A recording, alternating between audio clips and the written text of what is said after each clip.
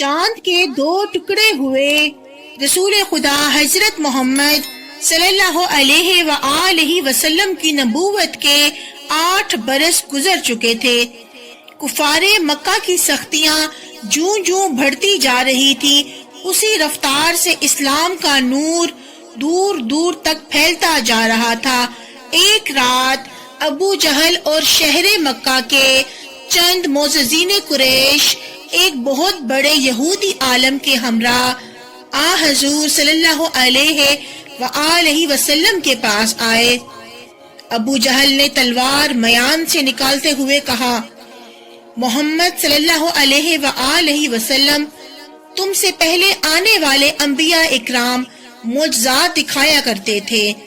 آج تم بھی کوئی معجزہ دکھاؤ تو ہم تم پر ایمان لے آئیں گے، اور اگر تم ایسا نہ کر سکے تو میں اسی تلوار سے تمہارا سر قلم کر دوں گا۔ رسول خدا حضرت محمد صلی اللہ علیہ وآلہ وسلم نے فرمایا، میں اگر اللہ کی قسم کھا کر کچھ کہوں تو بھی تم یقین نہ کرو گے، جہاں تک میرا سر قلم کرنے کی بات ہے تو تم شاید نہیں جانتے میری حفاظت خود میرے اللہ نے لے رکھی ہے، البتہ تم اگر معجزہ دیکھ کر ایمان لانے کو تیار ہو تو میں معجزہ دکھانے کو تیار ہوں،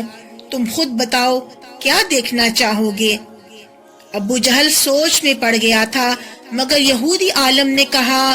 محمد صلی اللہ علیہ وآلہ وسلم کا جادو زمین پر تو چل سکتا ہے مگر آسمان پر اس کا جادو نہیں چل سکتا، تو تم محمد صلی اللہ علیہ وآلہ وسلم سے کوئی آسمانی معجزہ دیکھنے کی فرمائش کرو۔ یہودی عالم کی بات سن کر ابو جہل نے آسمان کی طرف دیکھا تو اسے آسمان پر 14ویں کا چاند نظر آیا۔ ابو جہل نے کہا، محمد صلی اللہ علیہ وآلہ وسلم ہمارے سامنے آسمان پر روشن چاند کے 2 ٹکڑے کر کے دکھاؤ، یہاں تک کہ چاند کا ایک ٹکڑا جبل ابو قیس اور دوسرا ٹکڑا جبل قیقان پر آ جائے۔ حضور صلی اللہ علیہ وآلہ وسلم نے چاند کو